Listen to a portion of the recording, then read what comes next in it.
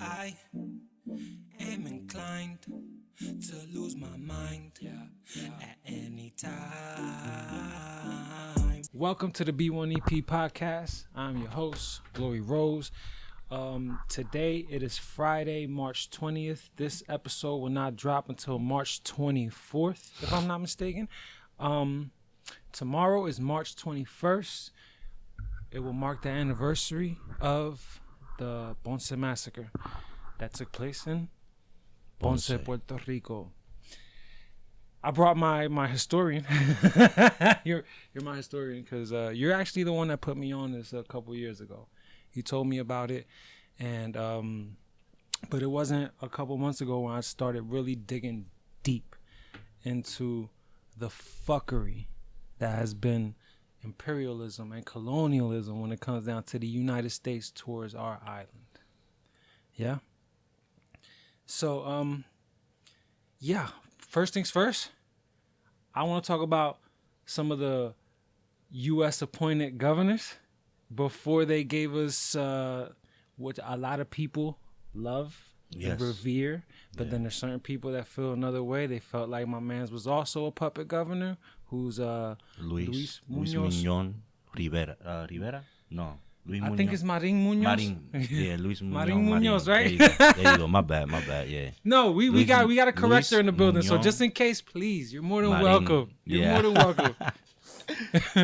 So 1900 and 1901. First of all, we were bought out on, it was sometime in May, if I'm not mistaken, of 1898. Not bought out. We were invaded. Okay, by saying we were invaded. Yes, we were. Okay, as a matter of fact, you know what's crazy? You know what I found out?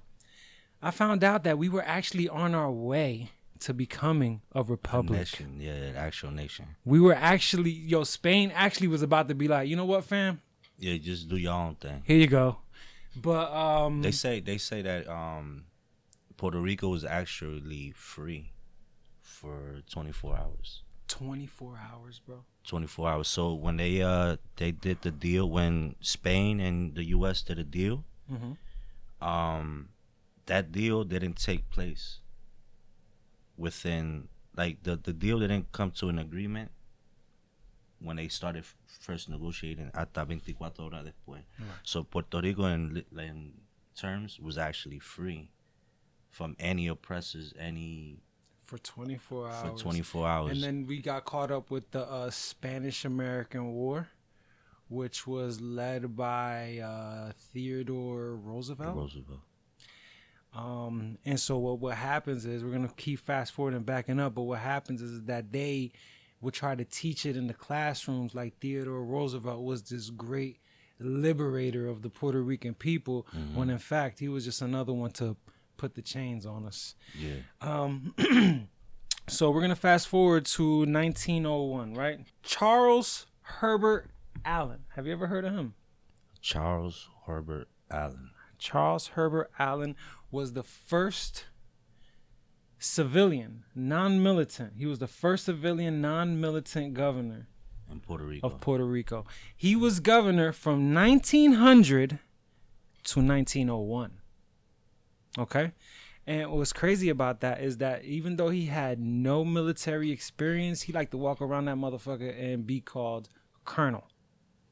I mean, so he had this little pechuguita on him, you know what I mean? He was only a governor for 1 year. Do you know why? The reason why is because he saw money in the island. He saw money in the island. What happened was when he got put in place, it was like they looked at Puerto Rico. You know how they say what happens in Vegas stays in Vegas? It's only Chinatown, baby. Yes. So what happens in Puerto Rico literally never really happened. You know, they kind of they try to cover it up, bro. Never happened. So when he went to Puerto Rico, he saw how the island was fruitful in a lot of many different ways, with coffee, sugar cane, tobacco, you name it. We had it all. He did a year. He saw there was money in the island. Went straight to Wall Street. Went back to the U.S., told all his corporate friends to invest in Puerto Rico. And then by 1907, the American Sugar Refining Company owned 98% of the sugar processing, not only in Puerto Rico, but in the U.S. Do y'all want to know what the name of that company is today? Domino's. Domino. When you look at a pack of Domino sugar, it's founded in what year, my brother? 1901. 1901 being the year that he He resigned. resigned. Yeah.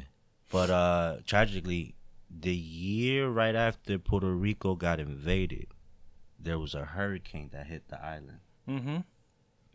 and destroyed the agriculture? Yeah, no, it destroyed the agriculture, the farming lands, the farming the land crop, and it everything, fucked everything up. which made the corporation look at it like, espérate, It's barren. it's we could just jump in right now. They're gonna sell it because they're looking at it like, oh, this is a disaster.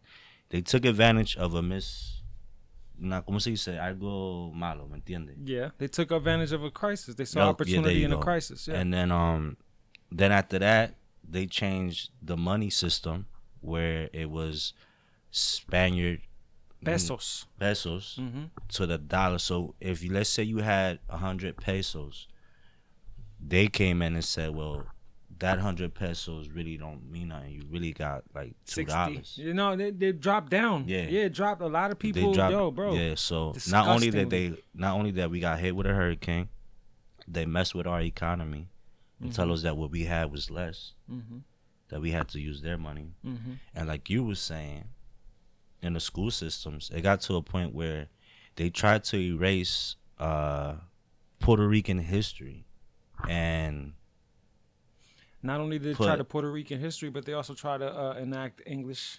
That's it. They try to bring the American theology to Puerto Rican and say, well, there was commercials. I seen commercials or like newspaper clippings at that time where they says, well, you know, we own Puerto Rico. Our Puerto Ricans speak English and Spanish. Like they were promoting that, like, no, we doing something good over here. You know what I'm saying? In the meantime, they were low key indoctrinating them to forget their own history and heritage. And to this day, my mom was born in 1968. Right. The Ponce Massacre happened in 1937. 1937. In the 30s. It took about like a couple more years. I would say 1950s. Yeah, like 31 years. Yeah, 31 years. Your mom was born 31 years after. 31 years after. My mom knows about the Ponce Massacre, right? Because it's very documented. But doesn't know nothing else that happened after that or before that. And I feel like as if like a lot of Puerto Ricans don't know their true history.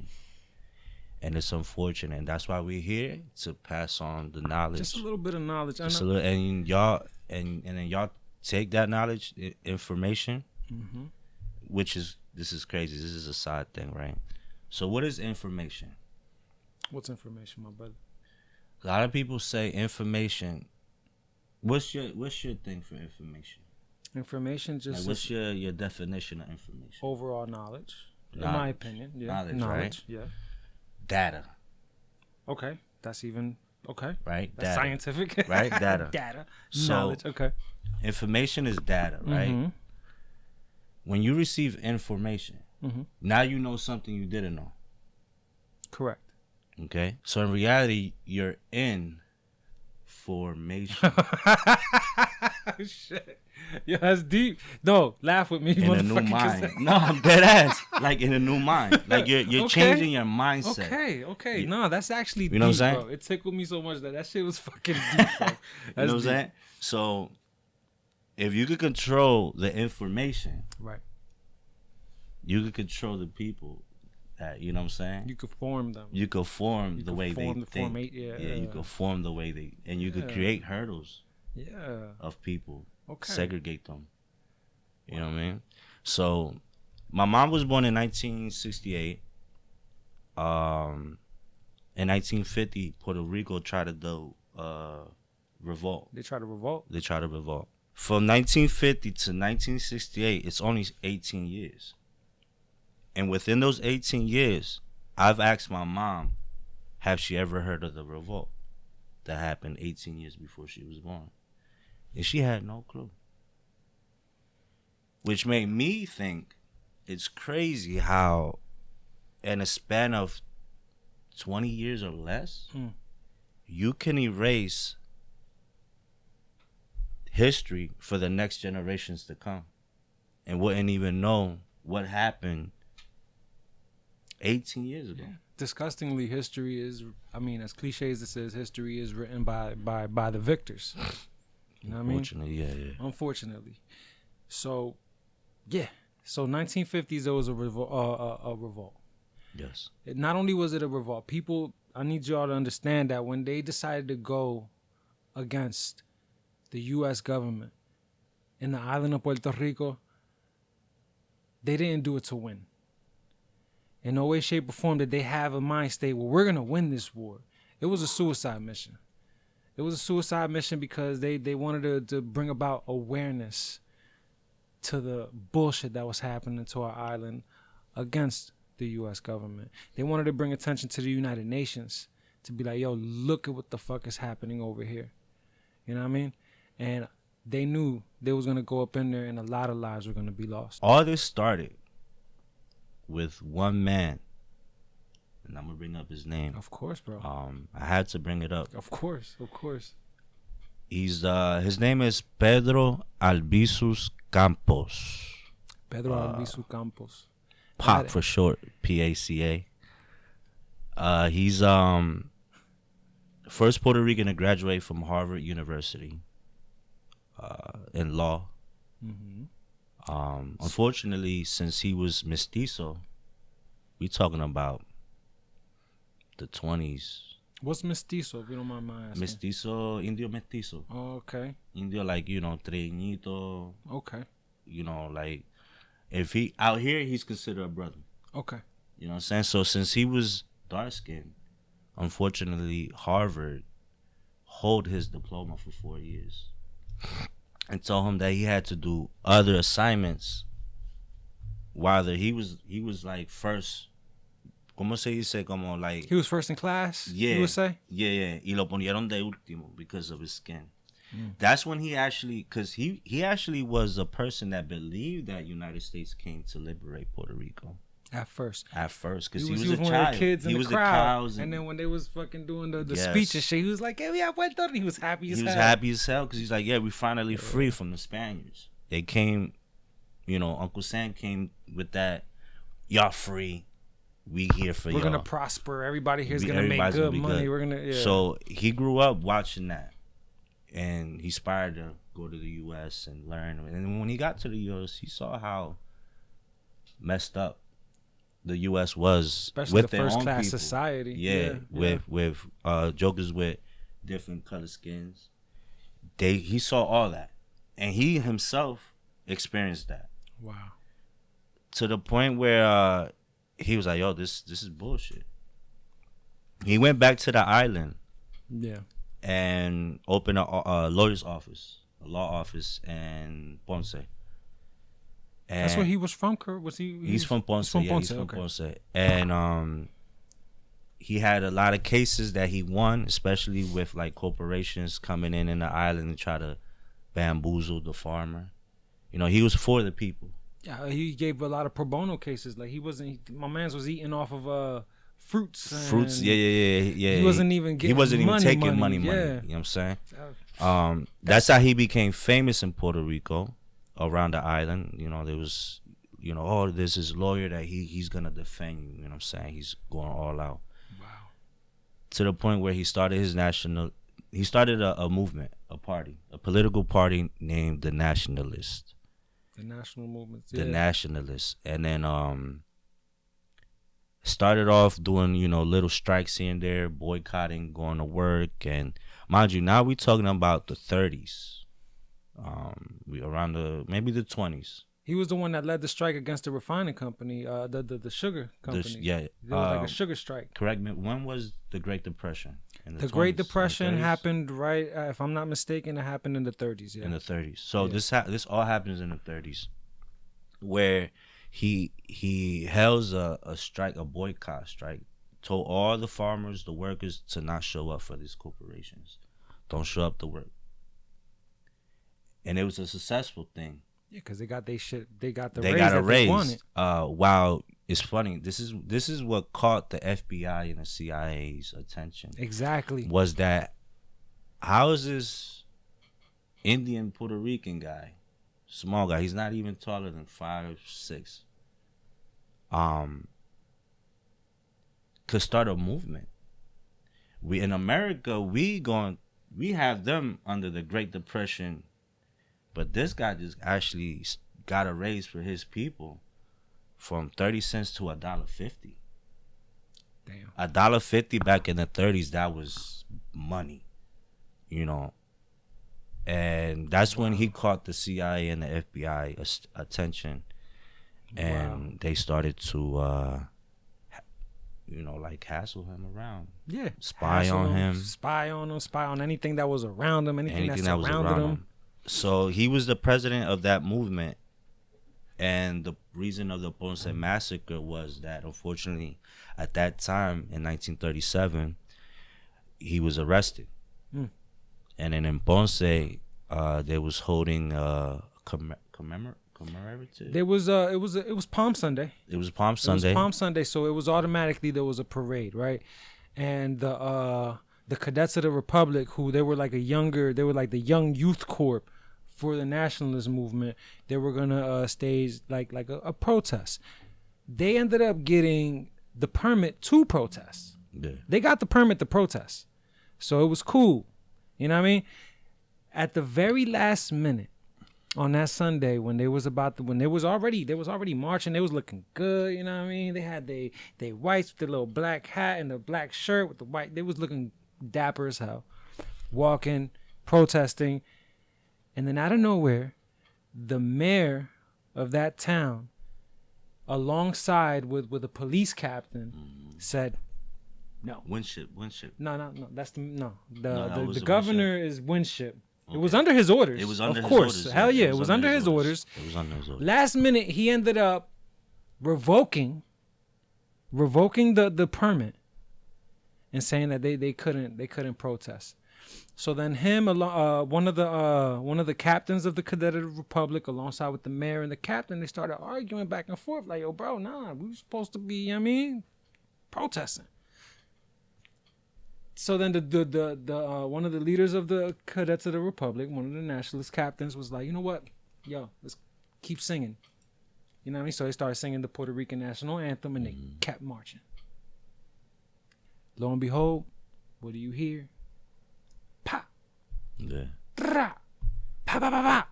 People started dispersing. Yo, bro. 19 people died. 17 of which were, I don't know, I can't even say the 17s were nationalists. Some of them were just regular people, bro, that just came by to see this thing happen. Parade, yeah. You know a lot of people got one of 200. which was a 7-year-old girl. Another one was a teenager son whose father blanketed him and also died. He's over here blanketing his dying son, and then he also ended up dying. What else? Oh, 2 were police because they were so stupid to shoot out there. Yeah, they shot at themselves. They was just shooting blind. They was shooting blind. They hurt. Like over 200 people were Over injured. 200 people were injured. 18 or 19 when they went to the doctors to go get that checked out, that the majority, a lot of the gunshot wounds were in the back. In the back, yeah. Meaning they wasn't retaliating or nothing. It was a peaceful march. A man who was just he had, what did they call that? Do you know the name of that thing that they have in their hands? It was made out of leaf, like that little La Palma. Okay, it's called La Palma. He had that up in the air. Palm tree. The palm. Yeah, palm leaf, like a palm leaf. Yeah. My grandpa, he used to turn it into a cross back in the day. It used to be like he had it in the air. All he was doing was praying. Shot in the head. And then the aftermath of all that, 200 injured, 19 dead. One was a 7-year-old girl. Another one was a teenage boy. You know what I mean? Everybody else was in their 30s, 50s, 20s, 40s, At the end of all that, they had the nerve to come down and try to stage You know what I mean? Like, yo, grab this camera real quick. We're gonna stage like we're fighting. Mm-hmm. The New York Times said riot broke out. A riot. It wasn't a fucking riot. Mm-hmm. So then they had the Hayes Commission. It was called the Hayes Commission. Come down to do a formal investigation as to what took place. To come to find out, this entire time they're trying to tell you that no, they started with us. Mm-hmm. No, there were snipers in the sky. So you're trying to tell me snipers in the sky were shooting at their own. They try to really spin it like the nationalists were trying to shoot their own. Mm-hmm. Same thing with the revolt in 1950. And while the island, literally, there was Yayuya, Utuado, Rio Piedra. The massacre of Rio Piedra happened 2 years. I mean, yeah, that was one of the spots. But there was a massacre in Rio Piedra that happened in 1935 where a man got killed for simply walking to the store to buy himself a lottery ticket. Mm-hmm. That's disgusting, bro. So, to be honest, Juan Carlos, out here in modern day today, there's a lot of micro division happening amongst our people in the United States. And what I mean by micro division is los Latinos, they're really trying to divide the Latinos and the African American brothers, right? And they're trying to basically instill, like, the African American brothers are trying to sit back and be like, yo, not all of them, but some of them are trying to say, y'all haven't been through what we've been through. Mm-hmm. Bro, Tulsa bombing, the bombing of Yayuya, the bombing of Utuado, slavery, the Taino Indians, when we were colonized, Africans were brought onto this boat. Yo, we're right along with y'all, bro. Like, we're right along with y'all. I'm not trying to say that, I'm not trying to give you a me too. I'm trying to give you more like a me as well. You know what I mean? Like, we've been there, bro. And the last thing we need to be doing at this moment is fighting against each other. Is fighting against each other. Do you not think for 1 second that that's not what they want? That's what they want, bro. You know what I mean? Bad enough. They already love the whole left and the right thing that's going on. Mm-hmm. They love the whole blue versus red. They call that, what's that, divide and conquer. Divide and conquer. While the top 1% are sitting up top, bro, Democrat and Republicans sitting right next to each other saying, how can we eat off this? Because they're both eating, while the people at the bottom are fighting each other over them, over people that go to sleep not giving 3 fucks about us. So yeah, that micro division, it needs to end. We need to come together instead of trying to find the differences. We need to find the common denominator. I don't even know if I said that right. I don't know if I was politically correct at the moment. I don't care. All I know is that something's off, and they're trying to keep us separate. You know what I mean? So that's for modern day. It's crazy, right? History they say, repeats itself. Everybody say, they be like, in Spanish, right? La sangre negra, la sangre boricua, la sangre, right? All these different type, right? All that cause separation. But in reality, there's only one sangre, and it's the human race. We all bleed red. Yeah, man. We all bleed red. You know what I'm saying? And unfortunately, like, it got to a point where now it's like a lot of people are separated due to the fact of not, how you say que cuando ellos no saben la verdad. Ignorance? Ignorance?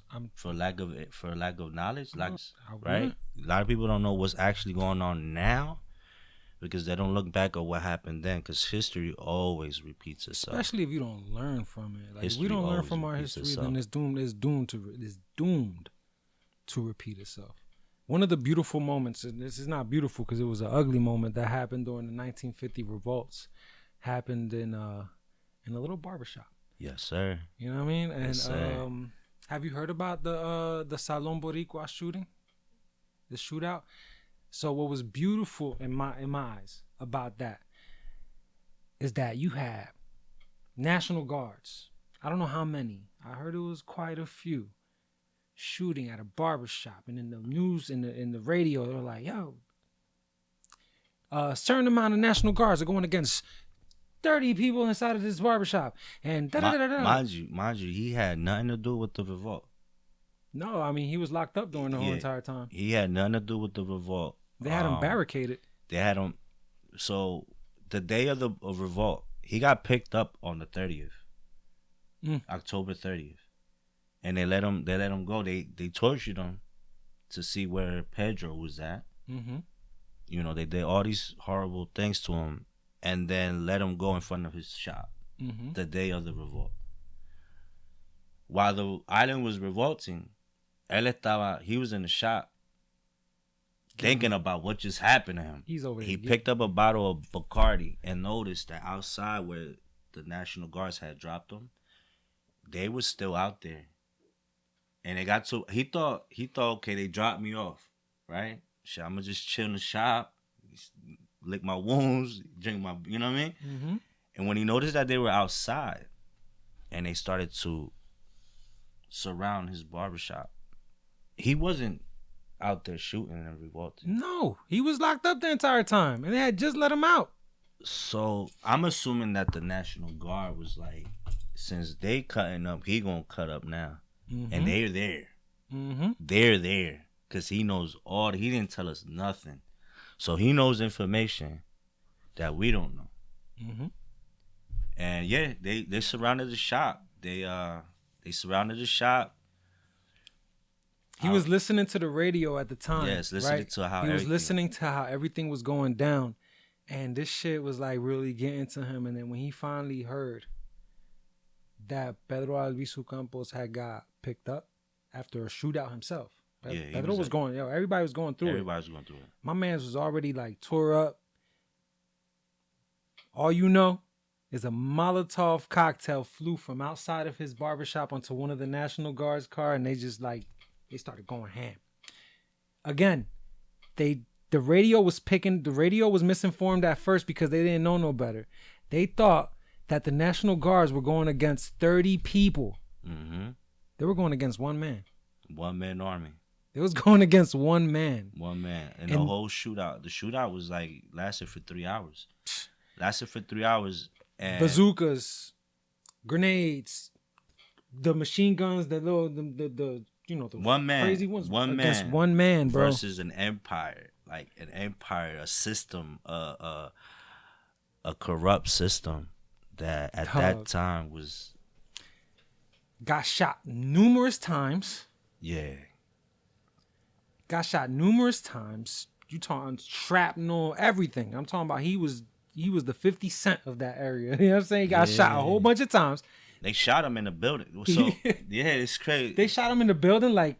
Yeah, close. So, he was found... When they found him, he was missing 3 fingers on his hand because, obviously, of all the explosions and the bullets. Course. This nigga was, like, on Bacardi mode. You heard? Like, I believe it. He was on Bacardi because that's what he was drinking, Bacardi. I imagined he set up rifles in different parts of the house. All he had to do was just run up, run to this side of the house or the barbershop. Pop, shoot over there. Yo, literally had the Insular. That was the police. The police at that time. The Insular. They had them so confused that, bro, they was like reporting, there's at least 30 jokers in that building. And it was one man, bro. Surrender. They was telling them to surrender. And this guy's name is Vidal Santiago Diaz. Vidal Santiago Diaz. I'm a barber, and I look at him like when I read this story 8 years ago. It touched me because I was like, first I'm a barber. Te dio un orgullo. Yeah, I was like, wow. And then it made me understand why in Puerto Rican culture the barbering is well like respected in Puerto Rican culture. Like barbering is something that the Puerto Ricans revere, in my opinion. They look up to it like, yo, that's something of high status. Not only that, but back in the days, a barber was more than a barber. Not only was he a therapist, sometimes he was your dentist. Sometimes he was like... He was a surgeon. That's where the barber surgeon comes. Barbers... But anyway, that's a whole nother topic. Yeah, I got you. But, Vidal Santiago, man, this guy really, like touched me in a different way, in the sense of, like, I didn't know that all this happened.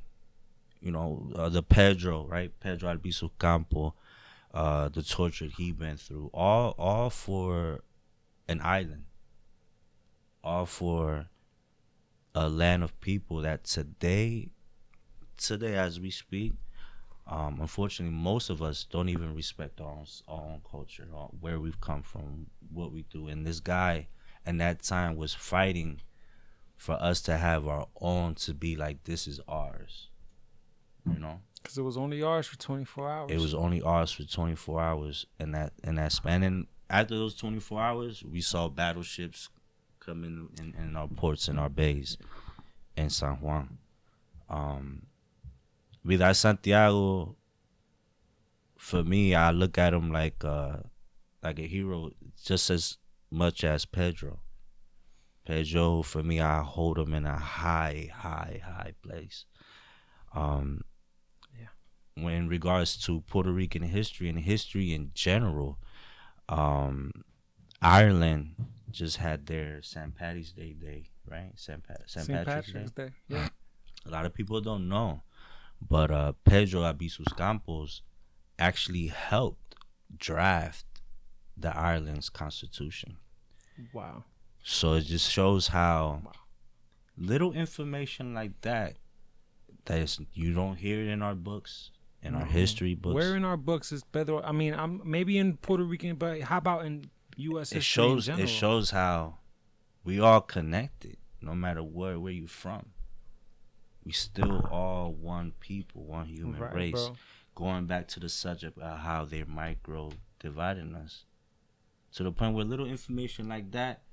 Now you look at an Irish brother, be like, yo, bro, like, bitch, we got history. You know what I'm saying? Like, my peoples help you peoples. And it's really because Ireland, Italy, all these people were like, they all had their own struggles too in their land too. Right. You know what I mean? They were here, oppressed. when they first came here. When they came here too. But you know what was crazy? The most craziest thing about Vidal? Talk to me.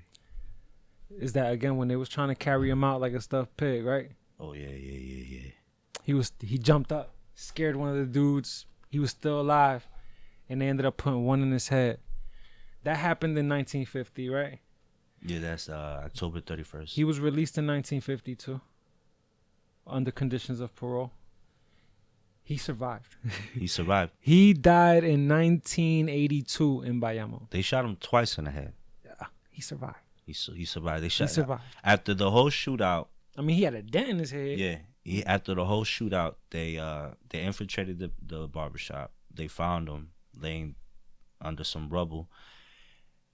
The police sarcastically said these words, Viva Puerto Rico, and shot him in the head. Just to make sure he was dead. Mm-hmm. While they dragging his body out, this joker just... It hurt. And they shot him again. Mm-hmm. And he survived all that. He survived, bro. He survived all that to tell it. And got pardoned 2 years later, bro, by Luis Munoz. Yeah, that guy. That's touchy. Luis Munoz is a touchy subject because I just don't know. To me, I don't have enough to speak on him. You know what I mean? Obviously, they have the rumors. He was a drug addict. He led a bohemian lifestyle in New York before he even got into politics. Some say he was a puppet. Some say he was a hero. So I don't know much to even speak on that. My opinion. What's your opinion? My opinion is, I feel like in the beginning of everything, people do things for good, right? They start off as like good. Then they live long enough to become a villain. Luis was actually a supporter of Pedro at one time. I don't know if you know that. He voted for him. For him. Okay. At one time. I heard something. He admired Pedro for what he was doing. Somewhere down the line, he got the idea that he could start his own political movement. And that's all America needed. The Yankees, that's all they needed. They needed somebody to go against the actual true ideology for this island, for that island, what he thought was good for the island. Right. uh, they the U.S. approached both of them in two separate occasions. Yeah. They first approached Pedro.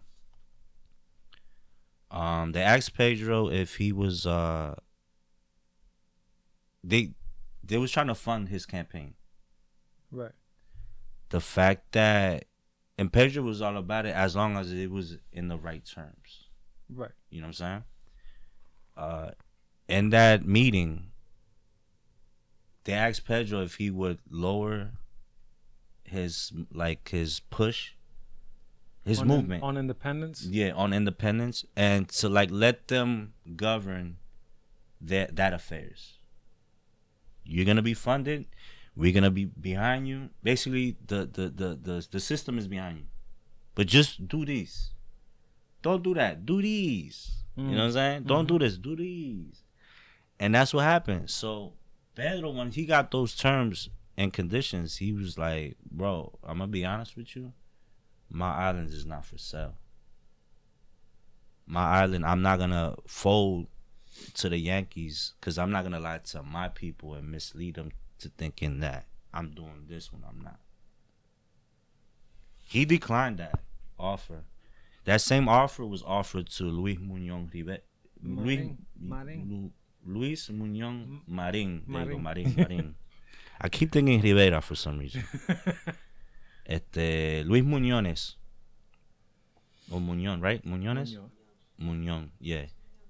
Marin. Mr. Marin, he was offered that same deal, and unfortunately, he became the first Puerto Rican from the island to become the governor of the island. And as we know today, we have first elected at that. Yeah, they let the people elect their own.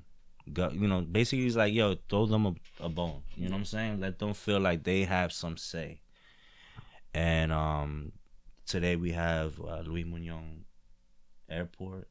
We got a lot of schools named after him. A lot of streets. Is there any Pedro Albizu Campos streets? Do you know? Not that I know of. I know that in Chicago, they have a school named after him. You got schools? Murals. Murals. We got a mural out here. Yeah, we do have a mural in Trenton of him. And in Chicago, they have a school named after him. I remember researching that. And it's funny how, we have a school in America. We have a school named after him. But America is the one that did him dirty. Did him dirty? Once he got locked up, he was subject to torture. Not just any type of torture, bro. Radiation. So they put him in a cell right next to where they was doing all their things, all their little radiation practices, and they would just beam that man's cell. La Princesa, of course. Yeah, La Princesa. It was La Princesa, which is funny about La Princesa. La Princesa housed, obviously, murderers, obviously, rapists, thieves, the lowest of the lowest, even cannibals. People, you know what I mean? Were the worst of the worst. They had a lower section, which was like the hole, right? You would like to say it was like a dungeon. Yeah. The lower section where you would these murderers, rapists, thieves would go. No. Those lower dungeons, they held nationalists. People that had an idea. And the person who was in the very last door, all the way, I think his door was 15, if I'm not mistaken. It was Pedro Albizu Campos. And they used to hit my mans with radiation damn near every single day. They called him El Rey de la Toalla. Yeah, the king of the towels. The king of the towels, because he had to put like wet towels over his body, over his head, on his legs, just to lessen the radiation poisoning that he was getting. You know what I mean? Like, you know what's crazy? Is that we've come far in the science of radiation. As far as the practice of, it helps cure cancer. It does all this good stuff. What's fucked up is how they learned about it. And they learned about these things by testing it on our people. You know? Like Dr. Cornelius Rhodes was his name. Mr. Cornelius. Who before him, there was another doctor that was sterilizing our women. So we had over 20,000 of our women sterilized without their consent and without their knowledge. And injected with a lot of other stuff that it's not, to this day we suffer from. We suffer from. If you notice, every Puerto Rican family that I've encountered, whether it be in the island or in the States, somewhere, whether it be an uncle, a nephew, somebody that has special needs, somebody that has some type of like a deformity, health issue. And I believe, my opinion was it all started when they started sterilizing the females in Puerto Rico without their consent, without them even knowing what they was taking. Right. Just because, the Yankees said it was good for you, and then this was, this is a part of this new movement we doing to the island. But you could elaborate on Cornelius Rose. It ties to Vidal Santiago. On top of that, it ties to Vidal's mentor. His name was Jose Maldonado, who they're actually going to be making a movie about him, starring Bad Bunny, directed by Residente. It's called Puerto Rico, because that's how they used to say it. You know what's crazy? In the comment sections, right? There's been mad people in that comment section where you say Puerto Rico. They'll be like, it's spelled Puerto Rico. Well, I'm glad you know that now. Because back in the early 1900s, that's how they used to spell it. Porto Rico. So the name of the movie is Puerto Rico. It's by Jose Maldonado, right? It's about Jose Maldonado. Jose Maldonado, a.k.a. El Águila Blanca. Who was the original owner of Salon Boricua, who was not only... Santurce. The shop is located in Santurce, Puerto Rico. So yeah, that Jose Maldonado cat, the Águila Blanca, he was one of the people that was under the care of Cornelius Rhodes.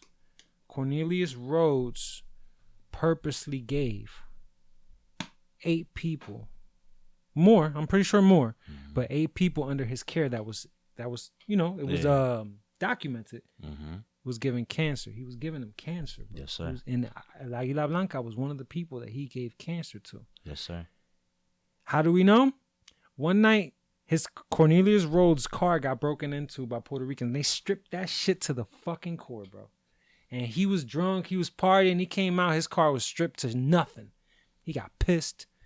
He went home, bitter as hell, because they didn't have phones. They couldn't text or Facebook about this shit. So he wrote a letter to one of his little buddies up in Boston. And he was like, these Puerto Ricans, I'd eradicate them if I could. You know what I mean? I'm paraphrasing. I'm sure he said worse. They're lower than the Italians. That part he really did say. He said that. They're lower than the Italians. They're lower than the Italians. And they're all good for, what do you say? All they're good for is drinking wine and partying. He said that drunken after a party. he said a lot of... He was like, oh, and by the way, I gave 8 of these motherfuckers cancer.